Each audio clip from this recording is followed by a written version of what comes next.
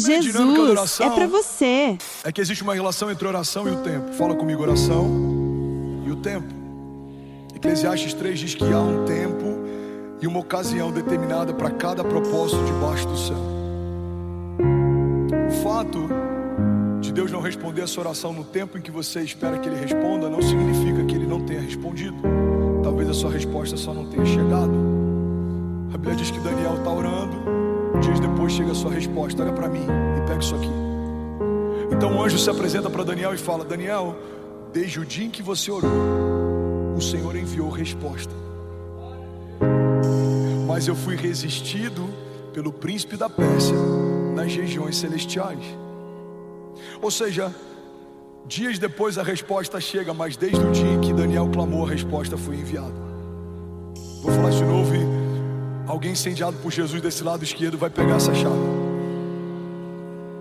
No mesmo dia em que Daniel ora, Deus responde, mas dias depois a resposta chega. É como uma mulher grávida, uma mulher estéril que não pode gerar, pode receber a vida no seu ventre da noite para o dia, mas o bebê não vai nascer no dia seguinte. Você precisa esperar o tempo da gestação. Sabe, o fato de você não tocar ainda em alguns milagres não significa que eles já não sejam realidade. Deus já enviou algumas respostas. Deus já respondeu algumas dúvidas, inquietações. Deus já está movendo algumas realidades. Deus já está abrindo algumas portas. Irmão, eu creio que enquanto a gente está aqui, Deus já está curando algumas enfermidades. Deus já está visitando alguns ventres. Vamos, eu quero profetizar sobre alguém. Enquanto estamos aqui, Deus já está removendo do coração de pessoas projetos que Ele não se alegra, ideias que não foi Ele quem deu, mas Deus também está confirmando no coração de pessoas lugares, sociedades, negócios, projetos que é o Senhor quem te deu. Ele está dizendo: filho, fui eu quem fiz, fui eu quem abri, fui eu quem te deu. Avance, creia, não tenha medo, não tenha medo, eu sou contigo, eu estou com você. Essa porta fui eu quem abri, essa sociedade fui eu quem propus, essa empresa fui eu quem te dei, porque a porta que Deus fecha ninguém abre, mas a porta que Deus abre, irmão, ninguém fecha. E quem caminha com Deus sabe que é melhor uma porta fechada por Deus do que tentar forçar uma porta que Deus nunca abriu. É melhor você ter algo que Deus retirou de você do que tentar retirar de Deus algo que Deus disse que não é mais para esse tempo. Tem lugares que você amava estar, Deus mandou você sair, você não sabe por quê, mas você não ouvia conversas que Deus ouviu, você não viu coisas que Deus viu. Tem lugares que você amava estar, pessoas que você queria com você, mas o próprio Deus retirou. Por quê, pastor? Porque Ele sabe daquilo que você não sabe, Ele vê aquilo que você não vê.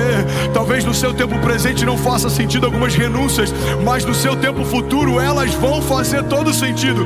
Tem estações, irmão, que Deus nos pede coisas que parece que agora tudo está desmoronando. Deus remove bases de segurança, Deus remove pessoas, conexões, alianças, mas a verdade é que quem caminha com Deus, mesmo em momentos que parece que tudo está desmoronando, na verdade no seu destino profético está tudo se encaixando. José foi vendido, mas a venda dos seus irmãos deixou ele mais perto do seu destino profético. Irmão, Davi foi esquecido, mas quando o profeta manda chamar, naquele dia a unção liberou seu destino profético. A gente vê muitos homens de Deus que por algum momento eles foram empurrados por uma tribulação ou tempestade, mas aquela tempestade foi o passaporte para o cumprimento de um destino profético. O que seria de José se não fosse a venda dos seus irmãos? O que seria Davi se não fosse a perseguição de Saul? O que seria Moisés se não fosse o genocídio de uma geração? Será que os braços da filha de Faraó teriam recebido Moisés se aquele menino não precisasse fugir da morte lançado num cesto? Será que José falaria para o copeiro e para o padeiro a respeito de revelação de sonhos se não estivesse no mesmo cativeiro em que eles estavam? Será que Daniel teria visto o que viu naquela cova enquanto leões jejuaram na presença dele, se ele não tivesse permanecido fiel e inabalável diante da perseguição? Será que eu e você estaríamos de pé se Jesus tivesse afastado o cálice e não tivesse obedecido à vontade do Pai? Será que a minha casa e a sua seriam salvas se o Filho de Deus preferisse fazer a vontade dele do que obedecer à vontade do Pai? Será que se Jesus não tivesse uma vida de oração, sendo 100% homem, apesar de ser 100% Deus, será que ele se ele não tivesse consultado ao Pai como consultou no Getsemane, a nossa história não teria sido diferente.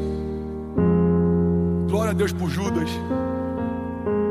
e pela sua traição, liberou o destino profético de toda a humanidade.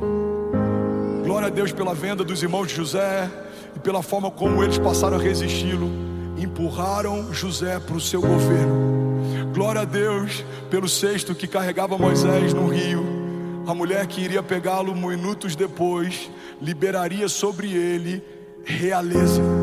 Glória a Deus pelas minhas tribulações e faltas, porque a doença de 2017 me deu autoridade para ministrar sobre enfermos. Glória a Deus pelos desafios que a gente passou quando não tinha direito o que comer, porque isso me deu liberdade para tirar famílias da rua e liberar sobre elas um destino profético. Glória a Deus pelas perseguições ministeriais e homens fortes que tentaram apagar o meu nome, porque eu permaneci fiel e o próprio Deus soprou o meu nome em lugares em que alguns desses homens não têm mais acesso, não podem entrar. Glória a Deus, irmão, pelas lutas e tribulações que, como Paulo diz, são leves e momentâneas, mas elas estão gerando em nós uma glória eterna que pesa mais do que todas elas. Glória a Deus pelos testes, porque são eles quem nos promovem. Glória a Deus pelas faltas, porque são elas que fazem a gente reconhecer o que de fato importa. Quando todas as nossas bases são removidas, a gente se lembra que tudo que a gente precisa a gente já tem. Jesus, o autor e consumador da nossa fé, Ele é poderoso para restituir o que foi roubado. Ele é poderoso para te dar o que tentaram tirar de você. Mas para isso você precisa, irmão, ouvir os céus. Talvez ao seu redor as palavras são palavras de desânimo, de cansaço, de morte, mas as palavras que Deus tem para você são palavras de vida e de eternidade. Talvez alguém perto de você vai dizer: 2024 é o ano mais desafiador da nossa empresa. Mas alguém que ouve os céus precisa se levantar e declarar: não, 2024 é um ano de aceleração sobrenatural. Nunca vimos o que veremos a partir de agora. Talvez alguém na tua família vai dizer: eu nunca vi um ano tão difícil, com tantos desafios. Alguém precisa se levantar nessa casa e dizer: não, 2024 é um ano da dupla honra de Deus. Os céus estão abertos e nada vai faltar. Vamos, alguém comigo? Não vai faltar unção, não vai faltar recurso, não vai faltar direção, não vai faltar alegria, não vai faltar saúde, porque alguém que ouviu os céus está comunicando à terra: é tempo de viver milagres, é tempo de se levantar, é tempo de fluir em dons, sinais e maravilhas.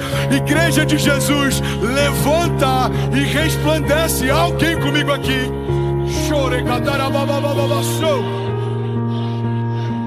Aleluia, aleluia. Vamos, se for para Jesus, você pode fazer melhor. Aleluia. Você vai chegar na sua segunda-feira e quando você ouvir algo que não coopera com o que Deus te falou, você precisa combater o que ouviu. Irmão, eu acho que a gente vai precisar fechar. Por quê? As contas não estão fechando. Deixa eu ver. Deus te deu uma palavra? Deu.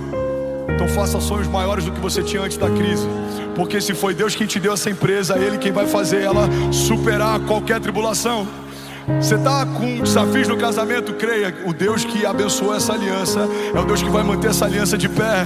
Você não vai pensar como seria se você se divorciasse. Você vai pensar: aonde faremos as bodas no próximo ano? Vamos, alguém comigo? Se alguma mulher aqui não consegue gerar, coloca a mão sobre o seu ventre. Você não vai ficar pensando como seria bom se eu tivesse um filho, não. Você vai pensar qual o nome que ele vai ter quando o Senhor me der. Irmão, a fé é uma dinâmica de antecipação. Tratar as coisas que não são como se já fossem. Alguém comigo aqui, diga amém.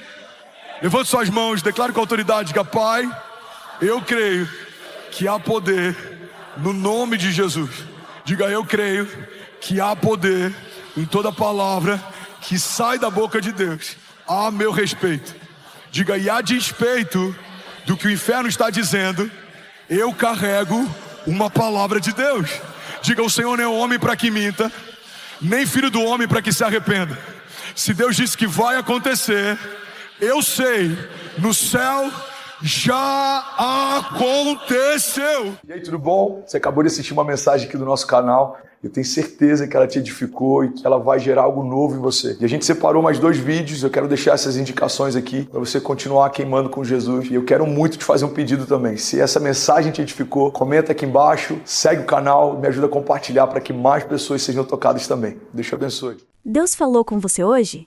Então compartilhe esta mensagem. compartilhe, deixe seu comentário e visite nosso site www.jesusepravocê.online. Lá você pode deixar seu testemunho e receber materiais especiais, um presente da fé para o seu coração.